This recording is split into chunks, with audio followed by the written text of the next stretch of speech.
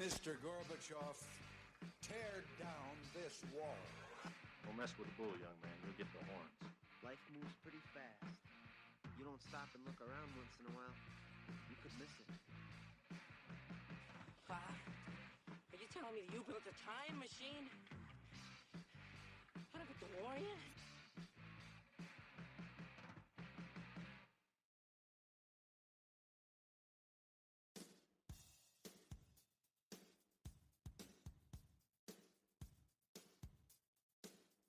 For the first time in a little while, we are going to be drafting today. We love to talk about a bunch of different movies, bunch of different songs, and today we are drafting Villains of the 1980s. I am here with my good buddy, Mike. What's up, Mike? What's going on, man? And we have another one returning. Hasn't been here since the sitcoms draft. We have Dean with us. Welcome back, Dean. In the house. Yes, Dean in the house. Oh, yes. Before we begin, I wanted to share one thought with you guys. I absolutely loved going back to the future a week ago. I saw Back to the Future in the IMAX. I think I texted you guys a couple of different photos while I was there, and a couple of people probably mad at me for bringing my phone out. It was magical. It was definitely more than I expected. You think, oh, it's the same movie you've seen 10,000 times, but there were a lot of elements to this that I absolutely loved. My wife went with me, and she actually was pleasantly surprised, even though she knew everything that was going to happen in the movie. I wish you guys could have come with me. I know the schedule didn't allow it, but I did enjoy it. What's a movie you guys would go back and see if you had a choice? Comes back in the theater, you're like, yeah, I got to go. I'm marking the calendar. Into the nerds, man. Into the nerds. that has nothing to do with IMAX. We would have to fight and wait through the protest. Of course, Dean would say that. But there's not a movie you think might be something how about Terminator? Well, they would you go released see that like one? 10 of them almost. Yeah, they do really. I mean, Star Wars, all three Star Wars were released in the 90s when Stacey and I were in college, and we went to go see all of them, and they were really good. But they added a lot of stuff that wasn't in the original movie, so I didn't like that part. I don't know. I probably wouldn't mind seeing Rambo again. Yeah. Anything that's got scenery. some sound, the scenery and all that. But so there was something about Back to the Future that happened. It blew my mind. And I don't know if I texted you guys this, and it happened in a split second. And please tell me that be honest, if you had no idea about this. So, and then we'll get started with with today's topic. Obviously, in the beginning, Marty rolls down to the mall, and you see this really awesome sign that says, what? What's the name of the mall? You remember? Twin Pines Mall. Well, yeah, love it. And, you don't think anything of it, and we talk about Twin Pines Mall all the time. Well, when he goes back at the end of the movie and he's like, yeah, I'll put the DeLorean, I'll fix it so that I can save Doc's life. I've got 5 minutes. So he fixes the clock, he gets back in time, and he sees the Volkswagen van, and he sees the Libyans, and he's running down, and he gets down to the mall. He falls down the hill, and he stares, and he's looking at the scene. And in that scene, he's standing in front of the sign. The sign says what? Lone Pine. Did you know this? I did know that. I did know. Bullshit. I did not saw it. No, I didn't. I saw that. They changed the name of the mall to Lone Pine Mall. And you don't see it but for probably a second and a half. And then you don't see it again because I really thought I couldn't believe what I'd seen. And I'm nudging Stacy. I said, did you just see that? She's like, what? I said, they changed the name of the mall. And she's like, what?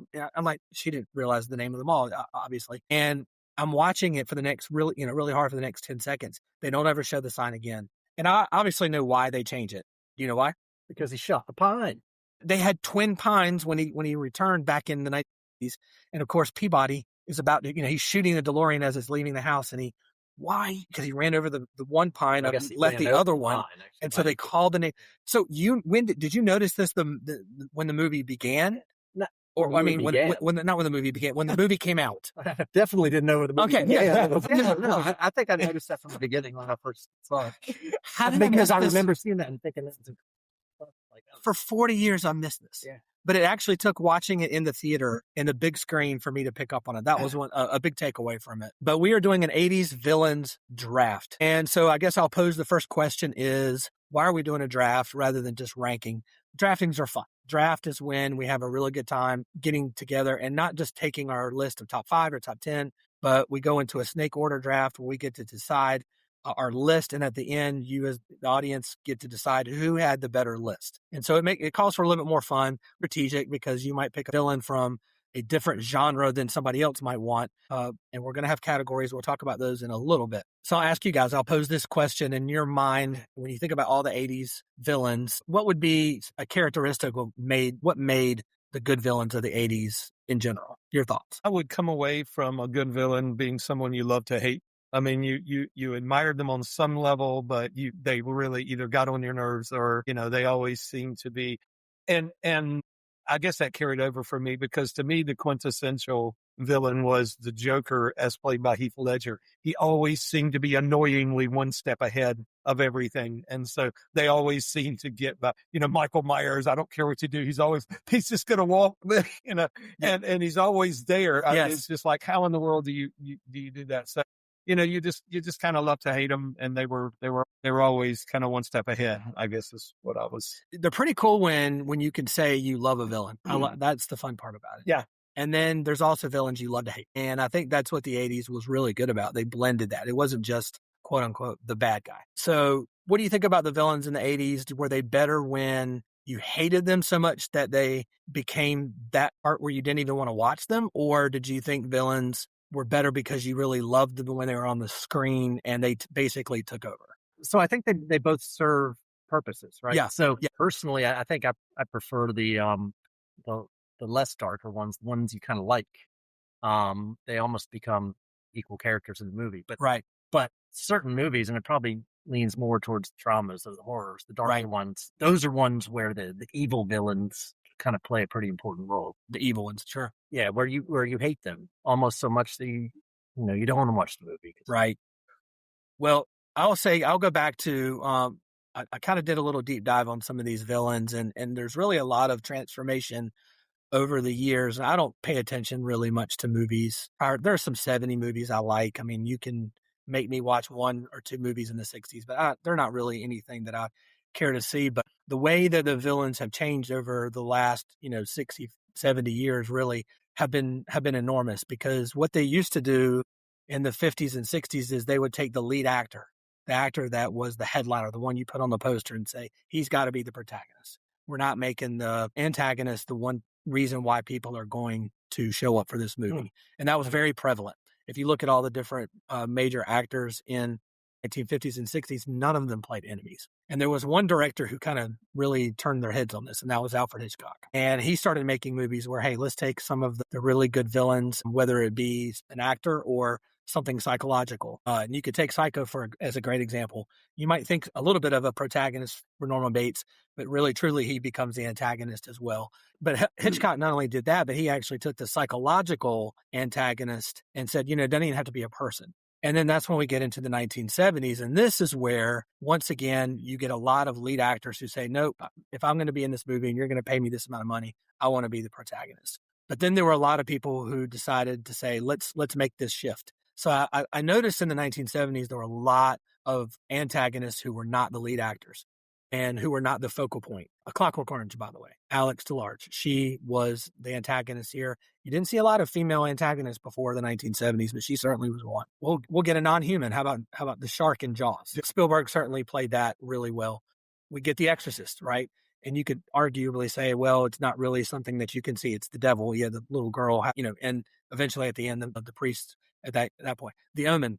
We get the xenomorph in Alien. All of a sudden now, the main actors are not necessarily going to be, or the main people or actors that you want to see are not necessarily going to be the protagonist. Michael Myers in Halloween, he basically wears a mask the whole time, don't even know who he is. Leatherface in Texas Chainsaw. So all of a sudden now, this really changes in terms this aspect of what movies are about on its head. But the 80s is where it absolutely changes. This is where you take actors who are incredibly big and they are okay playing the role of the villain, and they don't mind having their name on the screen as somebody that you're rooting against. So I'm going to give you a list of actors who played a villain in the 90s. And these might be obviously going to be people that we draft today, and then some of them that were not. But you can listen to the names and realize that prior to the 90s, most of these people would refuse to want to be an antagonist in any of these movies, these headliners. Gary Busey, Brian Dennehy, Rick Moranis, Kiefer Sutherland times 2,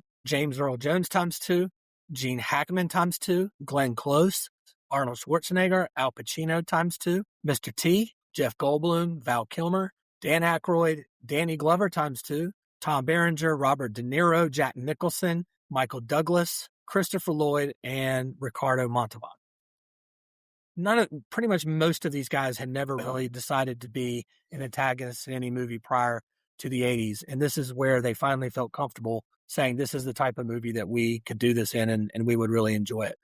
So I named you a bunch of these respectable actors. Of these actors I just named, these actors rather, won an Oscar for a role as a villain. Do you think you might think of one that I named who won an Oscar? Actually won an Oscar, not even nominated, but actually won the Oscar for being a villain, which is, again, not easy to do when you consider these are headliners. One was Tom Berenger, and that was for Platoon. Okay. Yeah.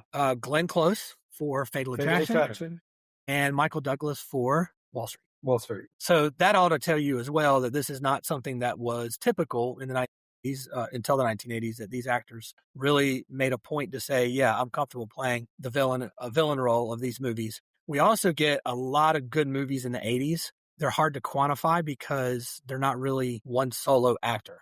Take the Indiana Jones movies, for example, really all of them.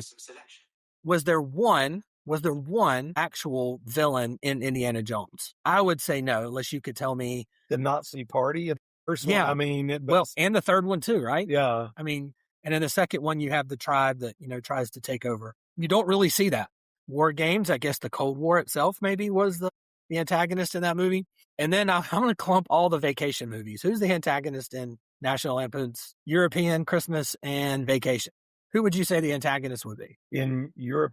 All of them, all vacation movies. Who would you consider the antagonist? Well, I mean, now in Christmas Vacation, it was it's Margot Boss. Who? Brian Doyle. The boss. The boss. So tell me if I'm wrong about this. Between those vacation movies, and then I'm going to also include Top Gun, Color of Money, Cocktail, and Rain Man, all of which are played by Tom Cruise. All of these movies to me are the actual main character themselves, are the antagonist. They're like, it's the man versus self. I think Clark Griswold is the antagonist as much as he is the protagonist, because he's always, challenging himself in all these different ways. And like I said, all the different Cruise movies as well. So we get into all of those different movies, but at the same time, we have some of the best villains of the 80s. And I've got a couple of categories for you, and we're going to go ahead and do our draft. So this goes back to a few things you were saying earlier about the types of villains. But my question is, when we're drafting these, what are we considering like an ideal villain, right? Right. So is it that evil one that you hate? It almost ruins the movie for you there. Right. Or is your favorite villain somebody almost you're relating to and you like them? You almost want them to succeed a little bit, right? And they're definitely both in this decade. There are. No doubt. No doubt. And so, what makes the ideal villain? Well, here's why I think we'll make this a good draft. We pick both. We actually take the one that we want, and then we give that reason. If it's the reason because I hate him so much, he drove me nuts, I wanted to beat the shit out of him when it was over, then you take him. If it's like, oh man, he was awesome. I loved the role he played. I love the actor who played it. I think we go both ways. I think if we box it in, then we're probably going to get it. To me, it won't be as organic. And I think because the enemies and the villains in these movies are so different, and you can like them or hate them in so many different ways, that's why we like them. That's why we want them. So that's why I think we should probably leave that to interpretation. Would you agree?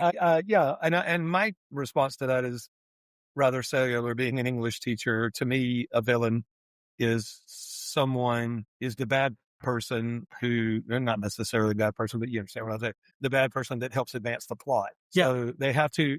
Without a problem, there's no story. Right. I mean, you have to have, and so if they're intricately involved in moving the process of the story along because of their whatever, I would consider them a villain if they're not the hero or if they're not the one you're pulling for. But sometimes you do pull for, right? Because there are definitely some that I pulled for.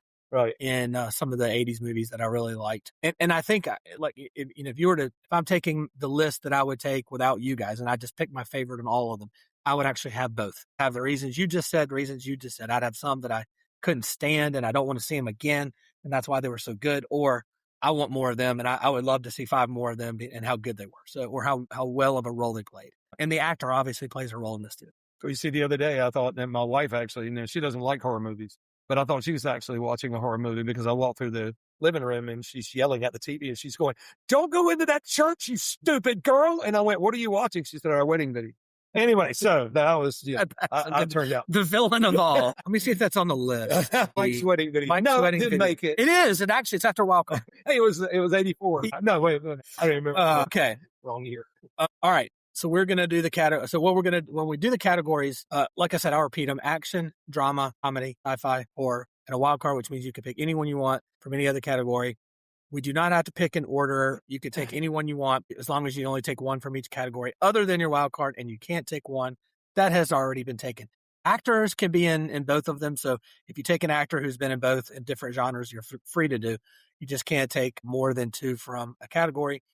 And we are going to do a snake draft. So that means somebody will pick first, second, and third, and then we'll flip the order. So whoever has third will go fourth, and then we'll continue the snake as we go through until we get them all. All right. I'm going first. You have all the choices. Where are you going? High five, Darth Vader. Sorry. Right. Vader first. Talk to me about Vader. Why is he number one for you? I don't know. To me, I mean, I was talking to Dean outside and I was just going, if I was alone on a desert island, what would I want there's so many options to Vader to watch. He was human, kind of. I mean, so he was at one point. Yeah, at one point. You get the backstory of it, but he eventually does turn right.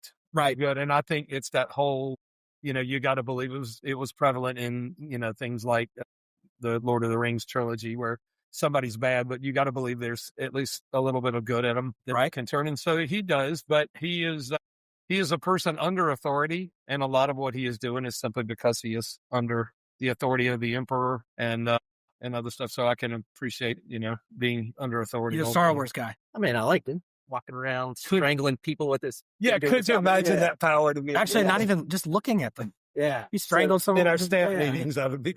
Yeah. So, I mean, I think a great villain is a badass. Yep. And again, somebody you can kind of find yourself pulling for somehow, even though they're bad. Right. You don't want them to overtake the good guy, but you're still rooting for him a little bit. Okay. Well, obviously I have The Empire Strikes Back here in the cafe, so I do love the series. I believe Strikes Back is my favorite of the three, and certainly Vader knows exactly, he carries that movie and all the rest of them as well. So I do love that. Okay. So it becomes my choice, I believe. I'm going to select, I actually considered going to sci-fi as my first choice, but there's actually two that I love, and I would actually take either one. So because of that, I'm going to leave sci-fi alone because you took, Michael, a sci-fi already. So I'm going to try to I'm going to comedy. There are two or three in the comedy that I love, and I think I might end up hitting this as a wild card. So I'm going to take, as my first choice, and I'm pretty sure you guys can guess who my comedy one would be if you look around the cafe and one of my favorite movies of all time. You want to take a guess, Mike? Is it Ferris Bueller? It is Edward Rooney. No pun intended to you, sir. Dean of Students. Yes, Jeffrey Jones. Ferris Bueller is one of the most that I've ever seen. I've probably seen that movie more than any. And the way he portrays the principal from beginning to end, how he ends, even post credits when he's on the bus, nothing goes right for him. He cannot win every time he tries. Jeffrey Jones, not the best actor in the world, but I will say for this particular movie, he was fantastic. He was cast as Edward Rooney based on a role that he had played prior to this in Amadeus, which I didn't watch. I know that was an Academy Award-winning movie. And he followed it with Beetlejuice, Who's Harry Crumb, and Devil's Advocate. Got into some really bad legal trouble, which ended his career as an actor. I don't want to get too much into that because it was kind of disgusting. But when John Hughes found him, basically thought that this character's modern equivalent, the way he actually conducted himself, was like Rooney. And he said also his part was actually quite small in the script, but what seemed to be the important part was that he was the only one who wasn't swept away from Ferris and all of his antics. And that's what Jeffrey Jones says, post-movie. He said, I was the only one in the opposition, which presented a lot of opportunities. Some of which weren't even in the script or were expanded on. So you could tell a lot of his stuff was ad-lib. And I don't know what you guys think. Favorite scene of Edward Rooney in that movie? I'm probably going with, I guess if I'm not talking about the end where his car gets towed away, his license gets lost. Ferris's sister beats the shit out of him in the kitchen, and then the dog goes after him. Like it just is endless. Every single thing he does seems to go against what he wants to see happen. So I don't know. Hughes actually took him to meet John Hughes, the director, took him to meet his old vice principal and said, "This is the guy I want you to pay close attention to." And he kind of made him walk around and watch a principal. So I thought that was pretty cool. And while meeting him, the vice principal's coat momentarily flew open, revealing a holster of a gun attaching to the belt. That would not happen today. And so this made Jones realize, what kind of man that he wanted Hughes to envision, somebody who's on the defense. Anyway, he is one of my favorite comedic villains in any movie. I have a little bias there because it's one of my favorite movies of all time, but that's why, because of him, not necessarily because of Matthew Broderick. So Jeffrey Jones's version of Edward Rooney is off the table. All right. You get back to back, Mr. Dean. All right. So I got really nervous when you said you were going drama. Comedy. Oh, you went comedy. I went comedy. Yeah. Come on, Dean, listen. All right. So I know the comedy you're taking. I'm going drama first, though. Oh, okay. Another one of your favorite movies, but I think the quintessential bad guy. Don't you do it. It's Johnny Lawerence. Oh, Daniel, right on your side. Probably not just the greatest villain of the 80s, but the greatest actor who was a villain in the 80s. I mean, this guy brought villain to every role he played and every role, elevated every movie he was in. Now you can't say Zabka, you got to go Johnny Lawrence. Right. So we are talking Johnny Lawrence. But you're right. He did expand the entire 80s as a villain. So why was he so awesome? I mean, even watching that movie, you're always rooting for Daniel, but he was a badass. Johnny Lawrence was a badass. You hated him. And this is one of the weird cases where he never changed throughout the movie, right? In the end, you still hated him. And people probably today, me, myself included, I don't hate him nearly as much. I'm glad you're in the 80s mentally, because you and I talked about Cobra Kai. And if you get too deep into the Cobra Kai, you like him too much. And you like him too much. That's exactly where he becomes Darth Vader, right? So he went from evil to good, right? And then the script. But you hate him in that movie.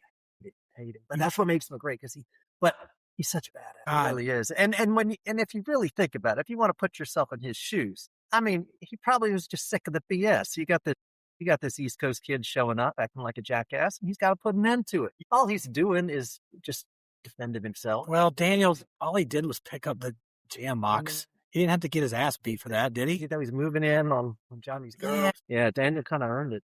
Well, see, now you're in the Cobra Kai. Well, now you're getting into Cobra Kai on this one. But I remember hating him. Yeah, hating him. And now after Cobra Kai, I think your perception of him, it has to change. It does. Because you love the dude in Cobra Kai. You're rooting for him every second. Every freaking second. I do. But just as a character, you just... How about this? This is his first movie ever. Yeah. Seriously? First role. Oh, wow. He went on to do 3 or 4 more movies in the 80s. This was his first role. So he goes into production, tries to become an actor in this movie, auditions for it. And when he was cast, he was a wrestler with no previous training in karate whatsoever. Had no idea how to do karate, which that in and of itself, if you watch him in the movie, they're not using doubles at all in anything that he does. And he's an athlete, and he worked his ass off according to history on this. But he later recalled in the audition, he's like, he read the script, loved it. He's like, I'm a badass. I have to be a badass. He goes into the audition for one of the scenes that he's going to debut for, and he puts on a headband.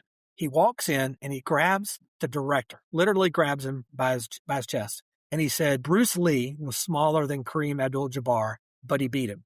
So I thought that was really cool. But first one. And then you talk about Zabka in other movies we know of. Back to School where he's the asshole. And then what was the other? There was another movie between the two that I cannot remember off the top of my head that he played that he was good into. The whole purpose of Dean's choice is absolutely spot on.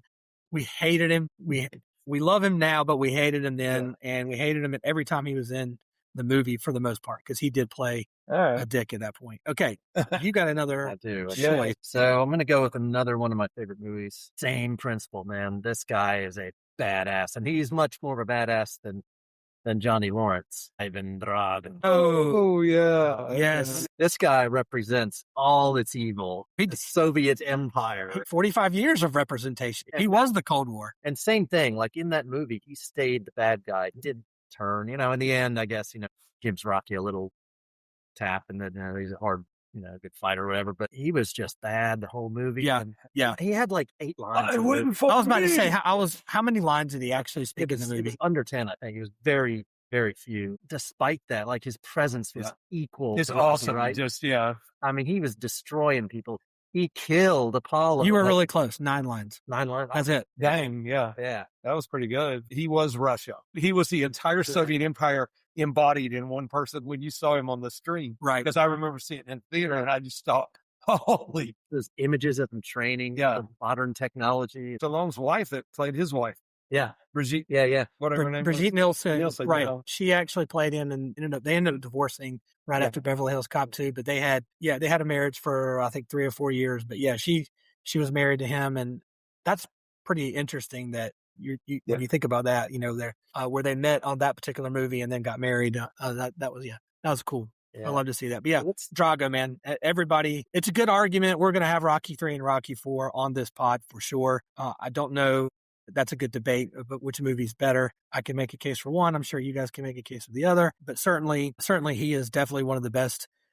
That, like you said, is not many people we are going to be talking about today represent 45 years of struggle. He might be the only one. So that was a great pick. And I think, if I'm not mistaken, Dolph Lundgren is like a super smart dude. Like, he just plays this stone guy who doesn't talk. And what sucks is real life. He did nothing else he did was any good. He played He-Man. He was in Expendables. Yeah.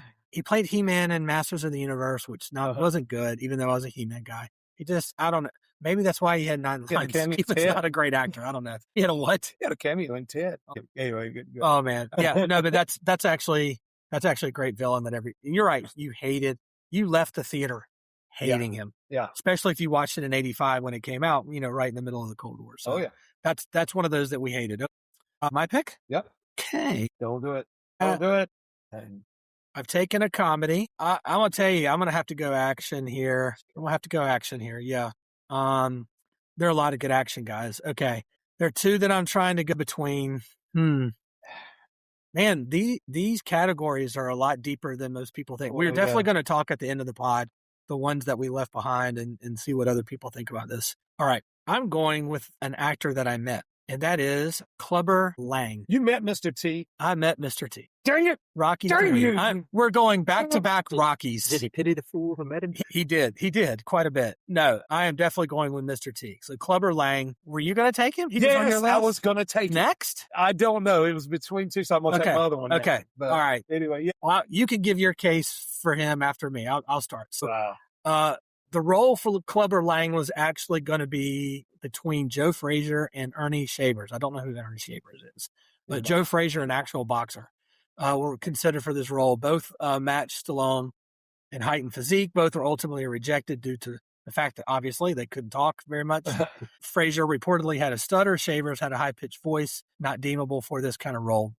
They, of course, found Mr. T on NBC's The Games People Play, in an episode depicting a competition of America's Toughest Bouncer. And this was actually before the A-Team, so he parlays this into the A-Team. But, man, I don't know of any villain in the 80s that if I had seen him up close, like literally up close, that I would not be petrified. I would be scared to death. Now, what he says in that movie in Rocky 3 and how he portrays himself, where he is a true antagonist of Rocky. You could tell how much he despises Rocky. There's some racial overtones in the movie, which I get, and it was actually perfect timing in the city of Philadelphia and with Rocky being this white boxer. But one of my favorite scenes of this movie is him going out into the ceremony where he's getting the statue, and he absolutely destroys Rocky verbally, and then he goes after his woman. When he goes after his woman, that's it. Then we're on.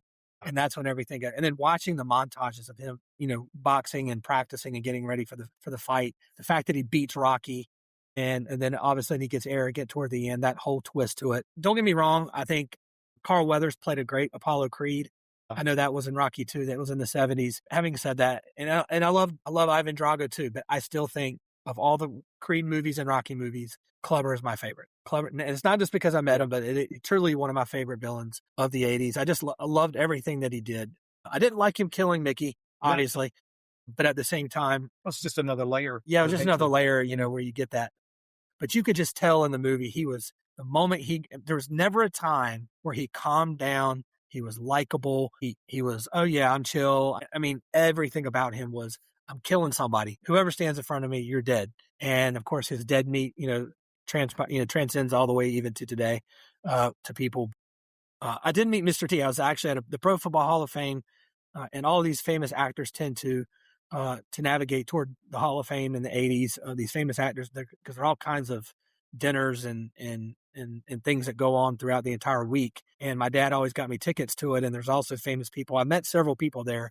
And you and I talked about this on the pod, Mike, last week, where I met John Amos from Good Times and Coming to America. Yeah. And Mr. T did not turn me away, much like John Amos did. I was actually young. He's actually the very first actor that I'd ever met in my life. Another one came from the Dukes of Hazzard, but Mr. T was the first. And of course, having seen Rocky 3. So it was really a pleasure meeting him. But yeah, he's mine. He's definitely in my action category. I love him. So why were you going to choose it? Is this, I've been told, and it's true, and I'll use an analogy to get into what I am, that 70 degrees in your house by air condition and 70 degrees by heat are two different temperatures. And I don't know how to explain that, but it is. It feels different. It really does. If I'm an English teacher, I have no clue what you if it's 70 degrees with the heat on, it feels different than 70 degrees with the air conditioner on. I'm sorry, that just is true. All right, so Clubber Lang as a heavyweight champion and Apollo Creed as a heavyweight champion are just two different things, even though they're both absolutely heavyweight champions. Now, Apollo Creed was the quintessential embodiment of the loudmouth heavyweight champion. Run his mouth. Cocky as shit. I loved it. But it just seemed like Clubber Lang had a darker place and was just more driven and was also more of I'm just an entity in and of myself. All these people are just around me to, help me to get what I want. But he just was, man. And there was just something different about him when he was up there, just something meaner, something darker. And I just was like, I just remember in the theater, I was like, because I saw it in Raleigh. I remember exactly where I was and barely got into the theater. It was like we were like one of the last 20 to get tickets to it. And it was just, everybody was just sitting there at one point with their mouth open watching him. Even though he didn't have a ton of roles, and even though he wasn't, I want to say a great actor, he acted that role amazingly. Oh, yeah. That's not a role that was easy to do. And of course, without everything that he wore, his looks, his voice, it was the first Rocky I had seen. I had not seen one or two. And I remember seeing it in a VHS many times over, just watching it over and over again before 4 came out. And I loved it. 100%. Clubber could have beaten Drago. Clubber beats Drago. Clubber beats Drago. Apollo is a fighter. Clubber beats all of them. If he hits him, Drago's going to drag his ass back. It's like, did you see Drago hitting that? It's made of marble, man. You can be as angry as you want. You keep hitting the rock. All you do. Okay, Clubber beat Rocky. Rocky beat Drago. Clubber beats Drago. There's my math of the day. Oh my God! What is the name of that math? The fallacy right there. I got it. Oh my God! Yeah, I would have loved a prequel of Clubber leading up to that point. I would have. Because there's a story about him, what his backstory was, whether whether he was abused. Well, the number one, he was slighted for not getting any kind of, the first 10 minutes of the movie. Not to go too deep into the movie itself, but in the first 10 minutes of the movie, you see a montage of Rocky, but you see his montage of beating the shit out of everybody. Right. And I'm just like, man, who is this? The first part of the movie, you're thinking you don't know who the antagonist is, and then he just appears in the first 10 minutes of the movie, which I thought was brilliant. Because now you're like, we know what's coming. It's these two guys are coming at each other. And anyway, I would love to see the backdrop of that. We got the Creed. We got all this other, all these other ancillary stories, but I would love to see that. Okay. So we're on you, man. Back to back, right? Jeez. All right. Well, you stole my Clubber pick. Or wait, are we on you? Or we are. Okay. Yeah. Okay. Back to the top. Back to the top. I'm going to go horror. And I'm going to go Michael Myers. Sorry. I said this time I was going to choose favorites. And I don't watch horror movies very often. I really don't. But the Halloween franchise to me was, with the exception of Halloween 3, that was not even Season of the Witch sucks Yeah. ass. It's not even Michael. Yeah, it's just I'll say it. It's ass. I mean, it really is just trash. It's not. It just dawned on me, Michael. That's what he did. Yeah, that's what it was. He used my name. So anyway, not yet. But anyhow, he just was just. I mean, Well, just one came out in 78, but Yeah. then 2, 4, and Yeah. 5 all came out in the 80s. And I actually, this is an argument with Andy Ginn, our good buddy, and he thinks I'm absolutely nuts for liking 4 better than 1. But no, you're right. If you take the franchises in general, and I know you have to take 1 into consideration, which is 78, but if you say that, you're right.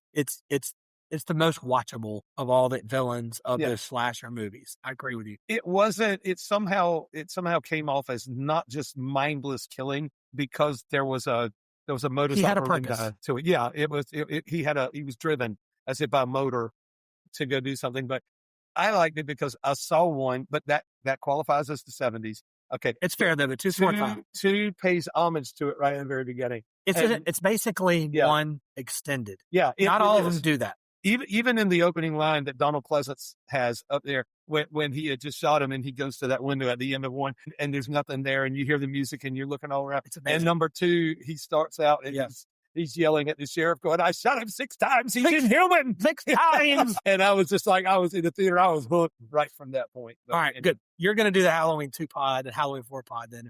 Oh my God. Did I just We're wrote hitting that. myself in the Yeah, you wrote Okay, yourself all into right. that one. Whatever. What's your thoughts on Halloween the Fan? Did you watch any of them growing up? Yeah. 4, I watched 2 VHS. Mhm. 78, obviously I was 2, so no, not watching that. And 4, I watched in the theater with a girlfriend. I actually went on a date on that one, and I love both of them. 5 was, give or take, but Myers is the man. I do love him. I'm not a Halloween guy. In my mind, there were 3 horror franchises in the 80s, And everybody knows this. yes, and so It's Freddy, Jason, and Michael. Yeah, I mean, exactly. And so Michael was 3rd. Okay, all right. So you didn't Myers or Cox? Because Yeah, he's 3rd on my list I'm as a well. tier 3.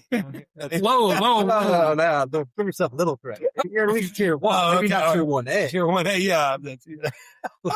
No. So, Oh, not that again. Anyway, moving on. so why would Michael Myers be number 1? Like, he was less of a badass to me than Jason and Freddy. Like, a potato sack and a mask.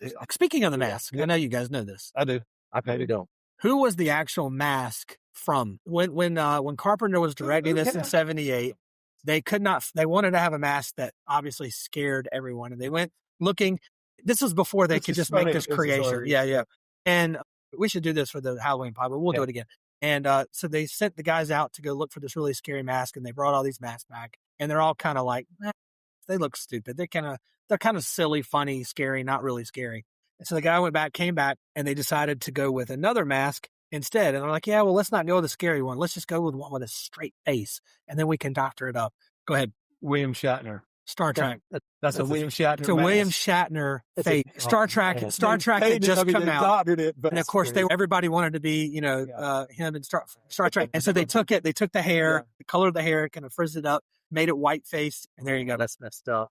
Just adds to the legend of Shatner. That's crazy. It's funny. Great story. My choice. I remember Shatner being on Tonight Show and he telling that story, and I was blown away. Yeah, I was too. But no, you picked a good one because Myers is certainly one of the best. Okay, back to back. Oh my God. Okay. All right. So far, let's do a recap real quick. Okay. So in action, I've taken Clubber Lang, and in comedy, I took Edward Rooney from Ferris Bueller's Day Off.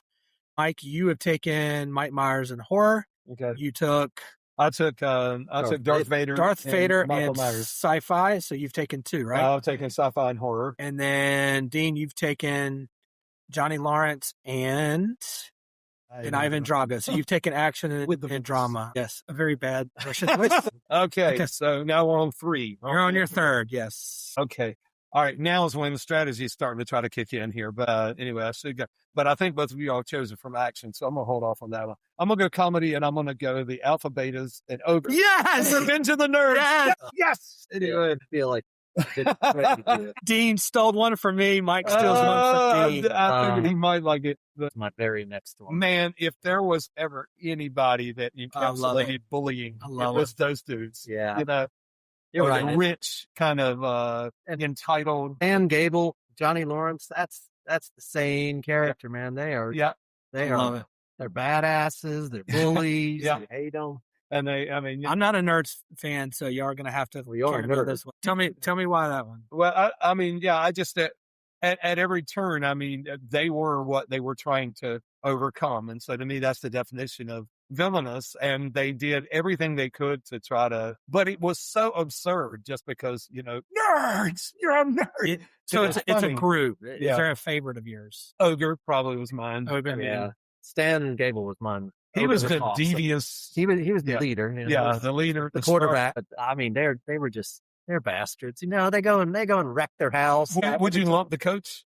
Oh, absolutely. Okay. I would actually almost give him his own little category because he's awesome in his own right. John Goodman was, Yeah. he was Yeah, great. he was kind of orchestrating that whole thing, and maybe those guys aren't so bad without him driving. But he did that little speech he gave in there on the 2 crib, and I'm like, I know coaches who would have You started. just got your asses whipped. Goddamn nerd. Nerds. Oh my God, it was so absurd, but it was so fun. That's probably the greatest thing ever did. Who isn't going to run? Yeah, through a forget wall 300, and do forget Aragorn in front of the Yeah. kids. Forget Rocky. that? Yeah, they'd have knocked out Clubber Lang after that. Maybe so. Great choice. Yeah. Good choice. Thank I you. probably should have taken that. I'm number one. sorry, I didn't mean to steal it from you. I just No, anyway. can't go against it. All right. It's on me now, right? It's on you, bro. Okay. All right. I am going to take. Oh my gosh. Don't do There it. are two in action that I want to take, but I can only take one left because I took Clubber. I am going to take in Sci-Fi. Okay. I'll be back. Mr. Arnold Sorry. Anyway. Schwarzenegger. There is my Sci-Fi villain. It's not that I hoped that one was going to be around for a wild card, but He's in the cafe, guys. Yeah. I can't not take a man I look at every single day that I come in here and see his face. So, obviously one of the best action actors we've ever had, and one of the best sci-fi movies to me that's ever been made, and one of the best villains. And, So- post Terminator, I don't know how many villains does Arnold play? I think for the most part, is this it? Does he start off as a villain and from this point forward, he's always the hero because of his, how he is as an actor? I don't remember him playing anyone like this. Well, Arnold, I think in this movie with again, another one like Drago that doesn't have a whole lot of dialogue in the movie. And not that to say Drago didn't carry the movie, because he certainly didn't, but I don't know that you can't say that he didn't carry this movie. Even with the lack of dialogue that he had. And of course, that was intentional. One of the first movies he was in, he had already been in Conan. He'd already been in this, some of the stuff he had done with weightlifting in the 70s. I think some Hercules movie that really meant nothing. This was his first really major role with dialogue, but his dialogue at this time was not even incredible. In fact, Cameron was actually uncertain about casting him, as he felt he would need someone more famous to play the Terminator. He just didn't feel like Schwarzenegger was famous enough. So 2 actors, if anybody want to take a guess who Cameron really thought about at the time, movie came out in 84, so I'm going to say 82, 83 range. Who would be we want to put him in this role, this badass, I'm killing everybody, anything that moves, I'm capable of doing it. I look this way. No. Definitely not Ford, too good looking. No, I'm just kidding. He's starting Yeah. everything else. No, anyway. These 2 actors played in roles where they were either beating people up or killing them at some point. It was Sly Stallone. Okay. Makes sense, right? I was going to guess that, but I figured he'd be too small. And I don't know if that's the reason why that they didn't. I figured his New York accent might. Well, he definitely had an accent that was, Gunner. yeah. Sarah. Mel Gibson. Mel Gibson? Is it Road Warrior the reason why? Yeah. But still not a big guy. Right? No, not huge. And I'm going to give you some really comedic relief here. No, this is even funny. The producer suggested, and I quote, let me just finish the quote before you laugh your ass off. They suggested O.J. Simpson, but Cameron did not feel Simpson was a good actor because he believed that no one would portray him as a killer. True quote. True quote. Yeah. If you talk about irony So he from would that be quote, believable as a killer. as a killer, that was in 83.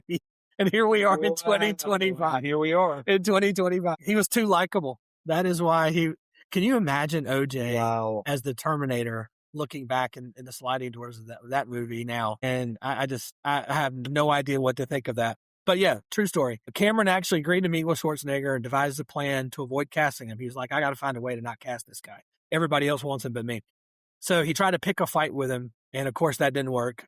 The fact that Schwarzenegger came back at him in a way that Cameron was finally convinced that this would be somebody who a villain would actually act like. And so Cameron began sketching his face on a notepad, asking Schwarzenegger to stop talking and remain still. After the meeting, Cameron returned and saying Schwarzenegger would not play Reese, but that he would actually be a really good Terminator, because in the beginning, he was actually trying to get the role for Reese. Okay. And in reverse, they turned him to Terminator instead. And so I thought that was pretty, again, another sliding doors.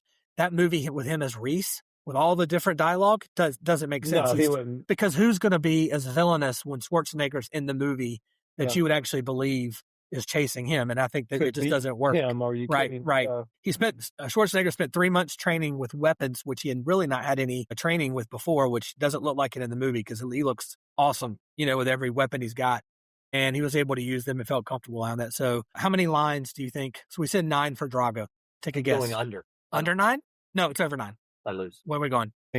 14. 17. Okay. Very close. All right. Well done. All right. The trivia is going well today, gentlemen. We're good. Girl, you asshole. Actually, It's actually fuck you, asshole. Yeah, I was trying to be kind. I love the list in one of my favorite scenes, the list of, what do I say to this guy? And there's all kinds of shithead, asshole. The thing is, you and your job and the two of us as teachers, do we have that list in our head we just ignore? I think so. There's always, we just happen to not choose that one to complete. Okay. So I love the pick. I'm happy with that. My sci-fi is done. Yeah. There's actually a wild card in that list that I might actually choose, but I got my favorite in that one. So Deanie with 2. Oh, he my went to goodness. To wait to the end to use a wild card. no, you pick one. If you've already picked a category and you want to double down, selected my next choice. well, tell me what that one was. What was that one? Yeah, Okay. yeah. I just wanted you to repeat it. I already knew. I wasn't picking it, so I knew the only way it was going to get chosen. I did. You got it. No, just tell them we decided to do it, Michael. No. Well, I'm going to go revisit drama then. And we're going. I cannot believe this because that was not a category I thought we would. I've avoided it because I don't really have that many choices. Well, I have one more, but I was almost thinking I was just going to have to pull my cards here and put them down because I've got choices. But and I thought about this. Yeah, I'm going to go with Sir Richard Vernon. Take that one. You haven't gotten drama yet, correct? No, I haven't. Yeah, that was my top choice for that was my second. Dang it. You got and that was possibly my first. I'd already taken a principal. Yeah. And that's what kind of threw me away. I need somebody. Yeah. So, I mean, go ahead. Here's a guy who Paul Gleason. Yeah. Much hated throughout the movie. But But man, when you think about it, like if you're in his shoes, you're tired of the shit. You don't want to deal with it. They're on a Saturday. Who wants to be at school with a bunch of delinquents on a Saturday? On a Saturday for 8 hours. That's not it. Who the hell would do that today? I think my favorite part of that was when he was in the closet with Carl. Carl was basically just owning him. He was basically said, "Yeah, how would you think of yourself when you were a kid?" Yeah.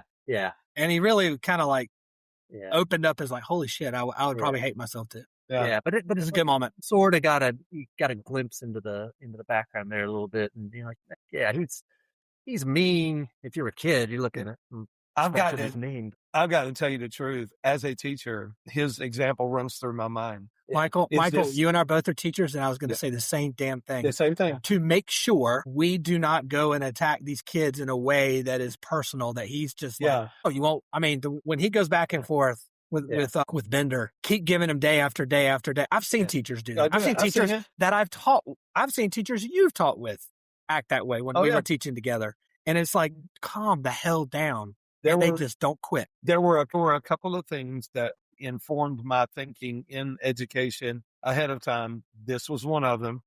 His example is one of them. And another one was my professor at East Carolina, Al Muller. And one of his nuggets of wisdom was never put yourself in a situation where you can lose. And he gave the example of the kid. He said, if you go out of this room, you're going out of this room and you're not coming back. And he went out and the principal talked to the kid for a second and sent him back in. And he said the look on his face when he came back in was like, I've won. And he said, from then on, I purposed never to say anything that I knew I was not going to.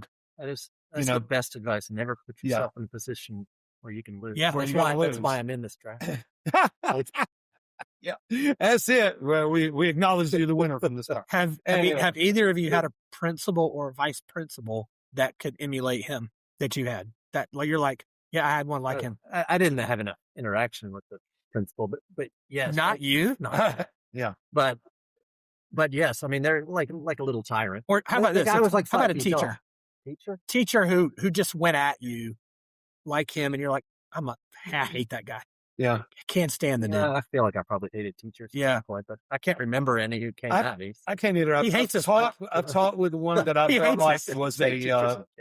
was as big a jerk because they thought they knew everything. Right. And he really doesn't know as much as he thinks he knows. He's got his whole little shtick and Right. whatever it is. And that's where Carl kind of, gives him a little. Puts him down to brings him down to the life. side. Yeah. In the grand Thought that was scheme good. of things, you're just another brick in the wall. I mean, he didn't say that, but Which is why that movie will stay in the cafe forever. Oh, yeah. We will be doing that. okay. The three of us will be doing that at some point. I'm saving that. All right. And he's one of many. But Paul Gleason, great actor. Yep, He went fantastic. I first saw him in Trading Places, and look, hey, what an 80s run. He does Trading Places. He was actually in television prior to this, but then for the most part, he did these movies that everybody knows before: Trading Places, Breakfast Club, and he was the FBI Dick in Die Hard. 3 great roles, 3 good great roles. movies. And he played him to the hill. Gleason's Yeah. amazing. Okay. I got another one. Dean gets Now back. we're getting thin. I got to go. We are not thin. This is loaded. Like horror or sci-fi, I think is all I got left. I think I'm going to No, go. you have comedy too. You went 2 out of drama. This one was a wild card. You wanted potatoes, that's but you what went out. didn't get it. Yeah, well, sorry about that. For now, I'll go horror. I'll knock that out. I'll go Jack Torrance and Shining. Damn it. Yeah. Oh, no. The only horror I wanted. That's the only horror I wanted. Yeah. Shit. Yeah. Go ahead. about Talk just this one what up. So I should have known you and I've talked about this movie 100 times. yeah, Should have this known. one kind of Damn it. varies from my typical one. He's not a badass. Man, he is a lunatic. No, he's a great horror villain. Well, he is a great villain. I'm just saying he's not a badass. He's a lunatic. He's crazy. That probably is my favorite Jack Nicholson. Favorite Nicholson movie? I think so. Yeah. He was just incredible in that. All right, can I get my movie card taken away? I don't know, All of maybe- you all. you From might. Shining? I just don't like Jack Oh. Nicholson Like Jack Nicholson? at all. I thought you were going to say The Shining. Anytime he's in a movie, to me, it's all. I just never liked his acting that much. I love his bravado, but I didn't like his acting. But I thought in Wow. The Shining, he was fabulous. Well, no, I did. I've always kind of disliked him. Okay, not because maybe of if you him, didn't, but- then he was really good. I've just kind of disliked his characters. I think he's so the ones that stick in my head. He's just kind of a villain. Yeah. Right. I don't like him, so in my head, I'm just thinking he's that guy. So, but when I think of Joker, I think Heath Ledger. I don't think Jack Nicholson. Even though he was great. Yes, yeah.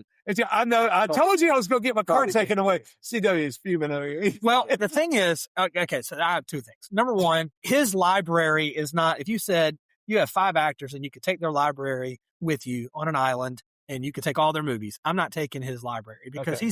he is my dad's favorite actor. Okay. And all the movies that we talk about are pretty much in the 80s and 90s. I don't, as good as it gets, I don't care about that movie. That doesn't bother me.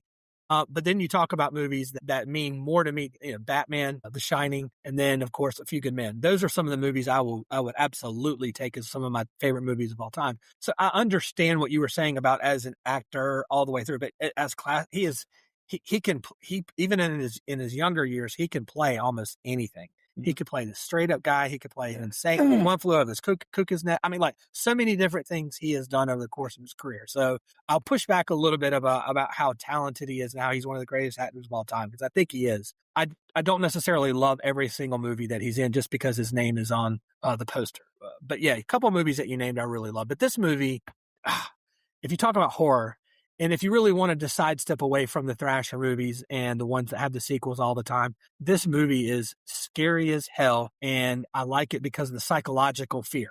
I was scared to death as a kid from all the slasher movies, Freddy, Jason, and Michael. But when you watch this movie, even as an adult, there's some things that you go, damn, that thing could actually, so to get to a little bit of a background to it, Jack Nicholson was Stanley Kubrick's first choice, but there are other people that tried to get into this role. Well, this movie had been the same had Robert De Niro, 2 people who auditioned and wanted the role. Not Robin Williams. I don't think Rob. He literally was coming off of Mork and Mindy. How can you go from there to this? No way. No way. De Niro's coming off a Taxi Driver. I could see it. But when you talk about insanity, it speaks nothing but Jack. Okay. I mean, Nicholson. Well, Shining was a Stephen King. Do you know how he got there? Sure. How he got how King got it? Yeah. No, tell us. He stayed in what is reputed to be I read the book. one of the most haunted hotels in the United States, which is the Stanley Hotel in Colorado. And there was a certain floor where people kept saying they were seeing the visions of two little girls up there, which I think kind of made it into the movie, didn't they? They have Sure, little absolutely. girls. Yeah. And so anyway, he stayed in the most haunted because he was having writer's block, from what I understand. And Stephen King as an author is great. He is one of my favorite authors. I've read probably 25, 30 If books. you read his stuff, he just knows how to put a story together. He's in touch with a little bit of darker forces than what I'd like to consistently feed upon. But he was having a writer's block, so he checked himself into this room trying to see if he could get some sort of, according to urban legend anyway, some sort of inspiration. He said nothing paranormal happened to him while he was in there, but when he came away from it, he did have the idea for The Shining, about a guy that stays in a hotel and goes crazy because he sees spirits and whatever else. So anyway, it is patterned after the Stanley Hotel from what I've understood. And I think the room was 217. Yeah, where people can actually go into that hotel that mirrors what it looks like. But no, it just, the psychological aspect of it is what's so haunting and scary for me. But Harrison Ford also.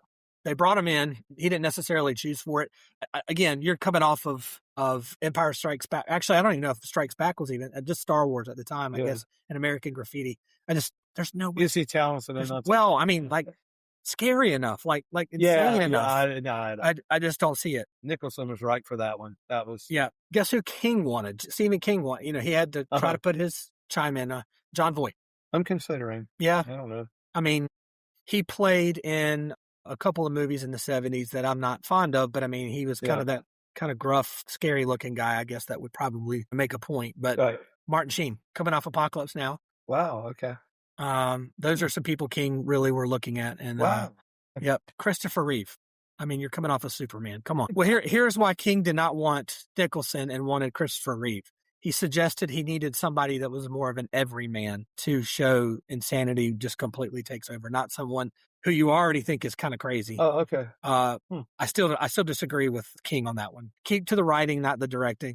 Nicholson in this movie drew his own experience as a writer and slept short hours during the film to help remain in an agitated state during the shoot. I love hearing when these actors do things purposefully just to get into character. It's fantastic. And Nicholson spent many hours discussing the characters with the others, maintaining that his character could be cold to Shelley Duvall. He tried to be really cold to her off the set so that they could kind of have that same kind of relationship on the set. But yeah, so Kubrick used him, and the "Here's Johnny" line was not in the script. Wow. Top 100 quote of all time, improv. Thought that was amazing. Okay, I love that you picked him. I'm mad that you picked him for your list because I probably should have taken that one looking back on it, to be honest, because I'm more mad about that one than anything else. I'm gonna have to pick one that I just don't love that much on that list. I don't know if you guys, horror was the thinnest for me, and then Michael Myers probably would have been my second. So I'm basically scraping the bottom of the barrel there. Okay, so I've taken sci-fi, I've taken comedy, and I've taken action, right? Yeah. And I've not taken drama. Is that correct? I'm not taking drama. I'm not taking drama, no. And I'm not taking horror or my wild card. Yeah. All right. Let's go with someone who absolutely scared the shit out of not me, but every man over the age of 21 in 1987 and further. 1988, I think is when this movie came out. I'm going with the one Alex Forrest, which is Glenn Close in Fatal Attraction. In drama, that villain. I'm down to third choice. That villain in that movie is terrifying. Terrifying. Was a messed up movie. Yeah. We're all married men. Do any of you see the movie single or in high school, or did you see it post marriage? I saw it single. Okay. Yeah. I mean, didn't mean too much. Before you were married, you saw it. I wasn't married. Okay. Yeah. Well, you saw it in the 80s. I don't think I saw it until I was older. I did not see it. I got married in 89. So I would have been 12. I was like 15. Yeah. Okay. So you saw it. So it didn't really affect you probably as much, maybe? It's a scary movie. Yeah. Okay. But yes, there are other aspects of that. You could look at it now, and that's a whole different psychological. Once again, maybe that's my theme here. And some of our themes is like, we're not taking a lot of these characters, these villains who are just the psychological villains that seem to take over, but I can watch this movie now and be scared to shit out of her. I mean, and the things that you do when you're not around to destroy you, that's almost as bad as just being literally set up in front of you. But it's like, you can't stop her. Right. It doesn't matter. Because she's not doing anything illegal, but she's doing things to F up your mind so bad and your life in a way that you are like, you can't even sleep. You can't turn around and see if she's behind you. Like, that's fear. That's a villain. So, and it's the first female villain, if I'm not mistaken. Yeah, it is. No? Okay. Yeah. So Glenn Close, producers in this movie actually completely doubted Glenn Close as an actress. Why? Not sexy enough. I disagree, but that's what they said. They insisted someone else in mind. I cannot believe. This one is sexier by far. Nowhere near do I see her as a villain, especially coming after Hoosiers, who's the most bland actress ever at this point. Yeah. Barbara Hershey. Yeah. Oh. Hell to the no. Really? No way. Hit the same. It was originally considered. She wanted the role, but obviously couldn't do it. Several actresses auditioned for the part as well. Adrienne Lynn, the director, had a French actress, no go. Tracy Ullman, no way. So give me a yes or no. Would this person be okay for Glenn Close's role? Ella Barkin? No. I'm okay with it. And here's why. Okay with it. A year before, she did Sea of Love with Pacino. And Pacino thought she was a villain, even though she wasn't. She's got a little bit of a, I'm kind of coming after you kind of vibe. I wouldn't say sexy enough, but then neither was Glenn Close to me. Right. Okay, so she was considered Annette Bening, Jessica Lange. She's sultry enough to do it. Is she crazy? Deborah Winger. I don't think so. She's too cute. I keep thinking of John Travolta. But too wholesome. Yeah. I don't like that. You can't have a wholesome woman in this movie. Not with as this. A villain. I don't know who Judy Davis is. I'll just pass on her. Now, Melanie Griffith. Not bad enough. No. She's in Working Girl right before it. No, I can't not, no. Too sweet. Okay, I'll give you one more that just, or I'll give you Kirstie Alley. These are all people who are up for this role. Kirsty's healthy now. Good. Kirstie now could just sit on Michael Douglas. Yeah. Kill it. I mean, maybe. Kirstie, maybe? Well, I mean, everything she's in Cheers at the time. But she's in Cheers at the time, isn't she? Yeah. It's already in this 87. I don't know. Okay, and here's one that pisses me off because she's the one that takes the sexy part more than any of them, but I don't want her to be evil, and it just makes me mad. She's my favorite female sexy actress, Michelle Pfeiffer. Okay. I refuse to see her as Alex Forrest in this role.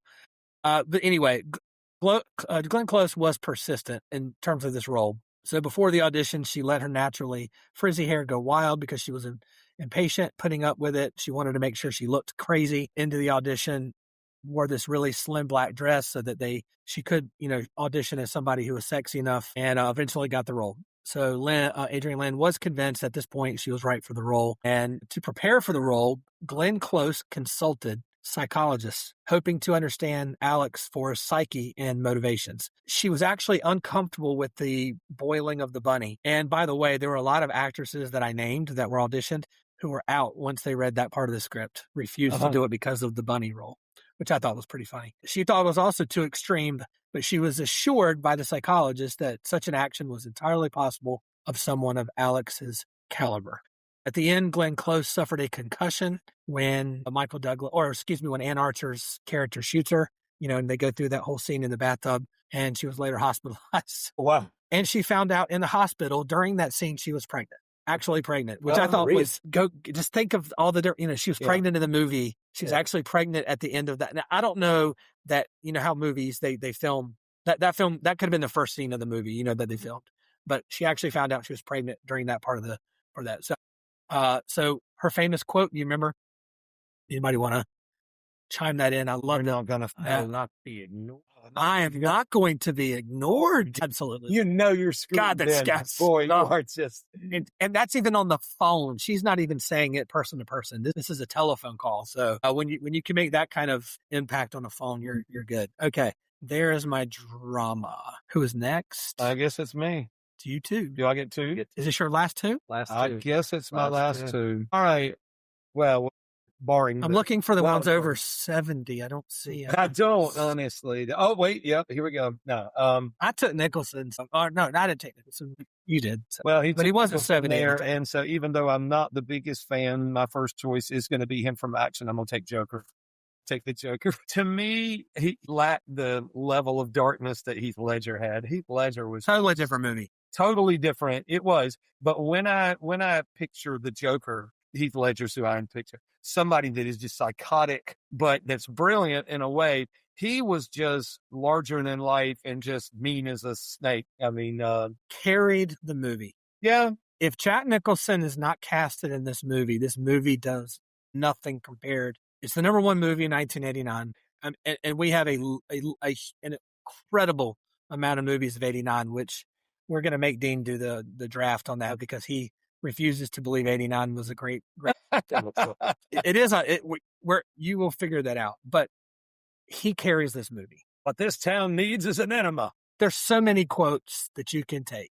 That was just so good. From Nicholson. Yeah, he was. And yeah, it's really hard to talk about this and say Heath Ledger, Jack Nicholson. I mean, I know. Even going all the way back to the 60s when when the television show was there. Cesar Romero. And he was good in that particular. Oh yeah. But the way that the 1989 movie and the 2000 movie was portrayed totally different. Yeah. But yeah, he carries the movie. I mean, from the moment he's on set. I'll give you that. Whether he is Jack, as his name is Jack in Batman as well. Like, what's his last name? I can't remember.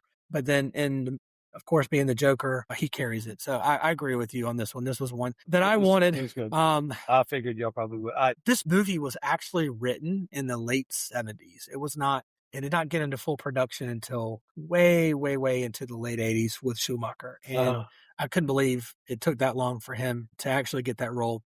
And after years of writing, here are the actors that they actually considered, which just, again, I'm going to just make a little rundown here and tell me, compared Nicholson's role to any of these guys. Tim Curry. Could have done it. Think so? Talented enough? Yeah. Yeah. I think he could have. Okay. I see him more of too much comedic, even though this was a comedic villain. Yeah. He's kind of devilish, though. I think he could have. Okay. He could have. Yep. And Home Alone 2, he was such a devil. Yeah. Just kidding. David Bowie. They tried to shoehorn him into movies. He was in Lawerence. Yeah. Yep, in 84. Now, this one I do remember hearing about for years. I actually remember before the movie came out when they had talks of him. And this one also is one who I've seen as a villain before in The Twilight Zone, John Lithgow. Mm. He really wanted this role. Mm. He can be. Yeah. Now, this one became a villain after. The interesting thing about this was I don't know if he took another movie in the same year because he didn't get this movie. There's zero chance you could watch both of the movies back to back and take one of them seriously. In Field of Dreams, Ray Liotta. They both come out in 89. So I've got to think that he didn't get this one. So he took Field of Dreams instead. There's zero chance he's in both, but now he's great in Unlawful Entry as the villain police officer. I could see it. But is he going to be a Batman? I don't know. Yeah, maybe. Okay.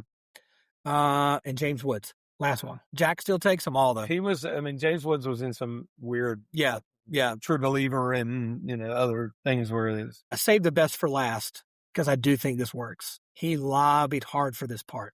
Once again, in 1989, you can't watch them both and say that he's going to be in both movies because it just doesn't work. But in the same year, Dead Poet Society comes out, Robin Williams lobbied hard for it. I think he could.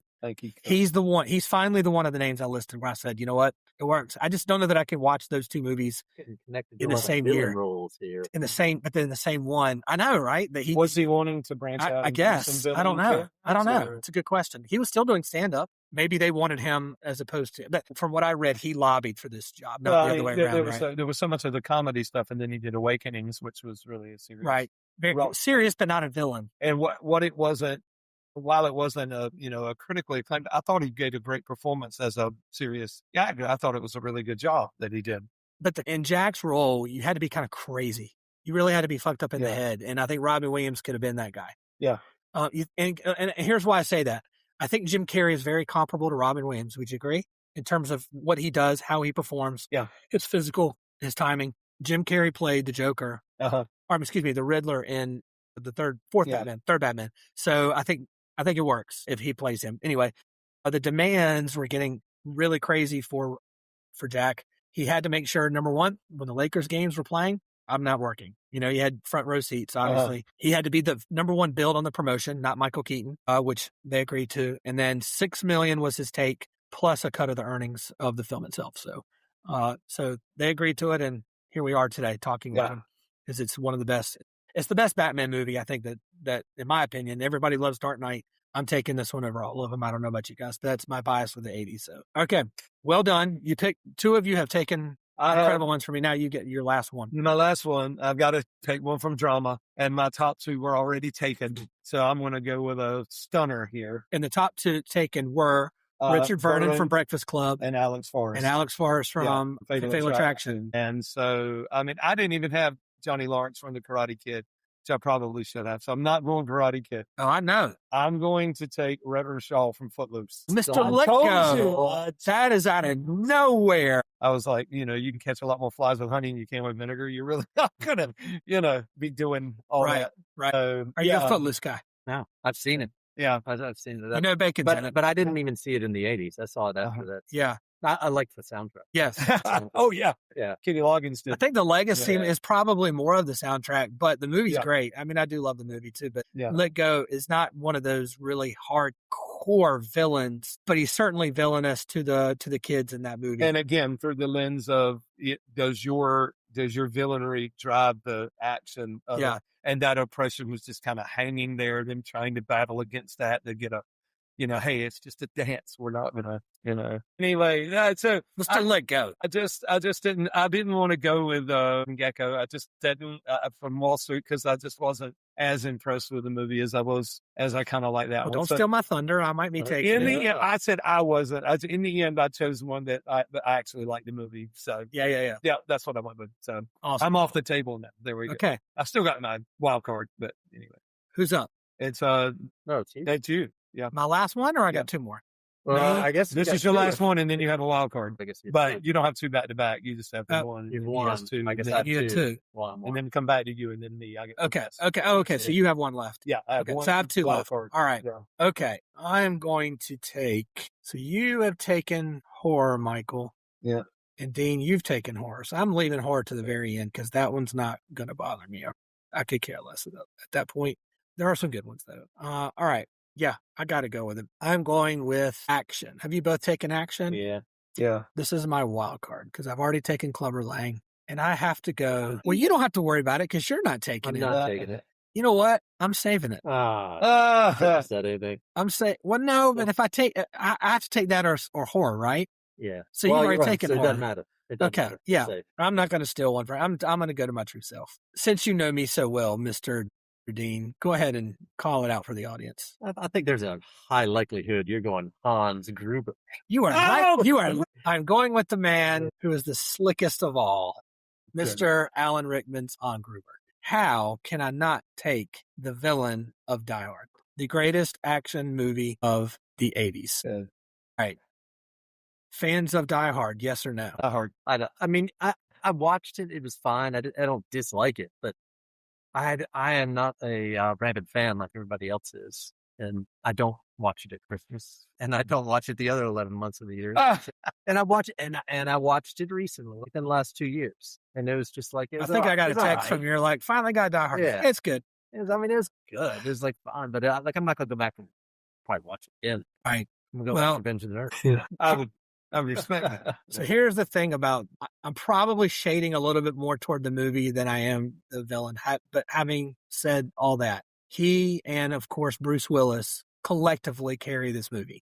I think a lot of the villains we mentioned probably carry the movie more than others, maybe more than this one. But, him coming onto the scene, just in the outfit that he's in, he's cool the entire movie. He takes care of business right away by shooting the CEO of the company within the first 20 minutes, just to say, you know what, I mean business. I'm not fucking around. You're doing what I say. And he ends up just the entire movie. He's actually funny too. And I love his one-liners. I love some of the things that he does with Bruce Willis with this movie. Alan Rickman, this was his debut movie, just like we talked about earlier with some of the other actors, I'm really shocked that it was the first movie he had ever been in. He made the suggestion of being more of a suave type of villain, where the rest of the guys seem to be more thugs. He's the one that says, no, the leader has to wear this 3-piece suit and to show that he's a businessman, not just a criminal. So this was actually kind of his idea. I'll tell you, all the actors who really wanted to be in this movie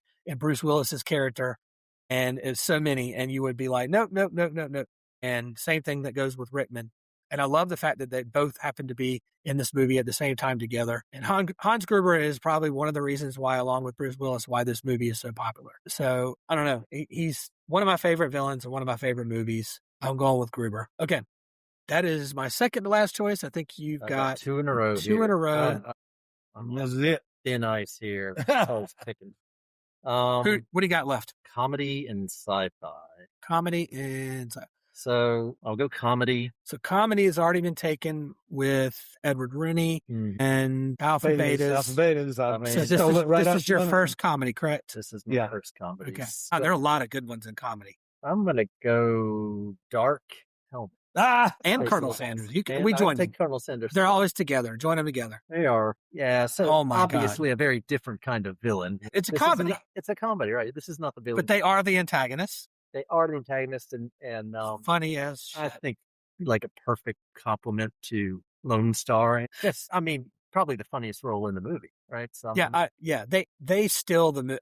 Yeah. I loved all the actor. John Candy's even in this movie. Bill, it's fine. These two characters, Michael and I discussed this at length, and we're going to do a pod on Spaceballs. But they're the reason why this movie exists, and people still watch it to this day. Yeah. So this is one where the quotes villain, that come out. Yeah, the villain almost takes over the movie. Well, the combination of them too. And I know it's, we're not doing combos on all of them, but I felt like it's only fair because anytime either of them talk, generally it's to back and forth or they're next to each other. And I felt they played such an equal role that they needed to be collectively together. Yeah. And Michael and I have quoted this movie knowing each other as long as we've had, probably as much as any movie that we can name, Mike, right? Wouldn't you agree? Probably. I mean, some of the things that... it's very quote-worthy. I mean, maybe Naked Gun, the only one that maybe... But even if you think about the quotes, don't 90% of them come from them? I guess so, yeah. All the ones that are good, yeah. What's the matter, Colonel Sanders? Chicken? That's I mean, and of course, we got to credit Mel Brooks for writing it, but Rick Moranis being the one role, for this role, just taking that on, it makes this movie. I don't think I'm watching. I don't really care much about this movie if they're not in it, and if they don't have the characters and the quotes that they were given for this movie. So, it's a great comedy villain. I got to hand it to you. There are talks, by the way. I've seen that one coming out in 2 years. Yeah. 20 or maybe 2028. Be on the lookout with Moranis coming out of retirement, which he quit after his wife died. And I hope it's better than the Naked Gun one because that one not good. Okay, not good. Okay, okay. I will see it sometime. All right, so down to the last pick. And what category are you in? Well, I'm in sci-fi, and I don't want this is here. So Darth Vader is gone, and so you get one pick this time. Terminator, it's his last pick. Yeah. So our only category is not taken. I'm going to. There is no way you can't not take the one on this list. You've got to. I hope you don't, because I want to win this. I know what you're thinking, but I'm actually I'm gonna pull a wild card here, and I'm gonna pull one in that is a sci-fi movie that he would classify under drama. Oh, you're moving it. I'm moving it because... Is it on our list? It is. All right, let me see if I can find it. Hold on, let me see if I can find it. That is not a sci-fi. I know the one you're picking.